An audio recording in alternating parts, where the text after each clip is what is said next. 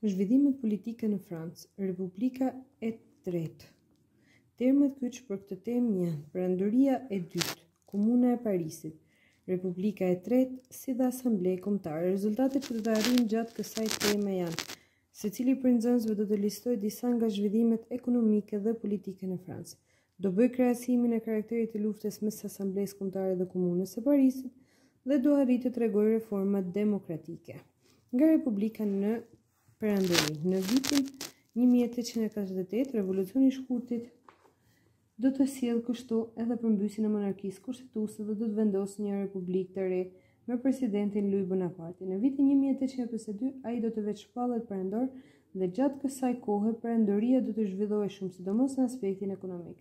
Disfata e Francës në luftën me Prussin solli dhe përmbysjen e Perëndërisë dhe rivendosjen e Republikës.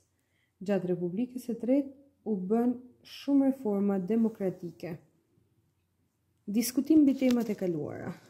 Diskutim mbi temat e kaluara siç çfarë përfaqësonin jakubinët, zhërondinët dhe kënetat, cilat ishin disa nga luftrat dhe betejat kryesore të Napoleon Bonapartit, cilat ishin shpikjet e francezëve gjatë revolucionit të dytë industrial, dhe kur u shpall Republika e parë dhe Perëndëria e parë.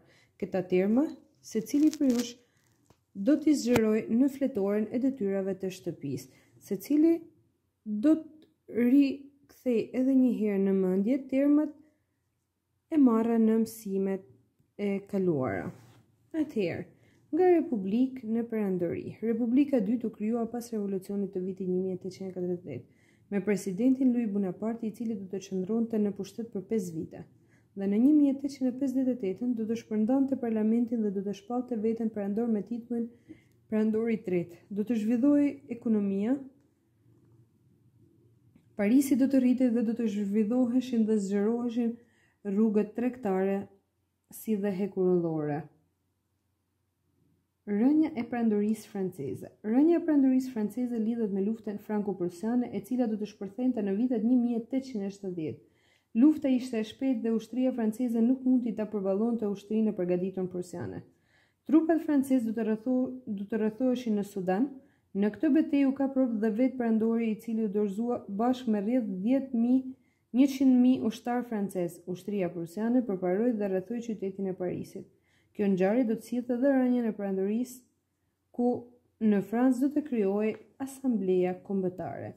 Vetëqeverisja e Parisit.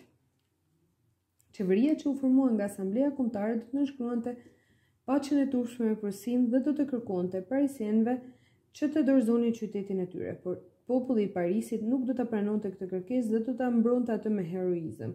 Në Francë do të vepronin dy qeveri, njëna e krijuar nga Asambleja Kombëtare dhe tjetra nga Komuna e Parisit. Qeveria e Asamblesë Kombëtare do të shpallte komunarët rebel dhe me ta do të sulmonte Parisin.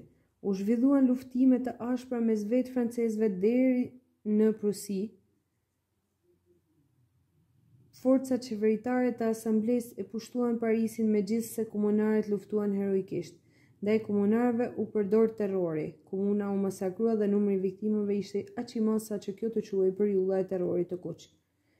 Republika e tretë. Vendosja e Republikës së tretë. Pas shtypjes më dhunë të komunës, kushtet e paqes me prusianët qenë të rënda. Franca duhet të pagunte Prusisë shuma të mëdha të hullash dhe të lëshonte disa territore në lindje.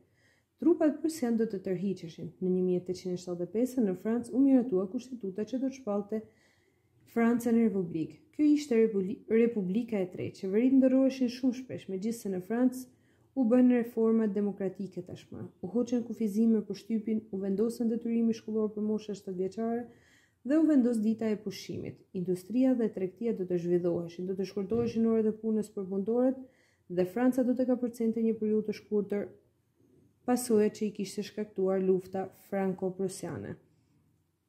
Kaq kishim edhe për mësimin e ditës së sotme, si dhe projekt i fundit do të jetë Kulla Eiffel. Kulla Eiffel, e cila ishte ngritur në vitin 1889, ajo është simboli i zhvillimit dhe madhështisë ekonomike franceze. Ajo e mori emrin nga vetë projektuesi i saj, inxhinieri Gustave Eiffel. Faleminderit.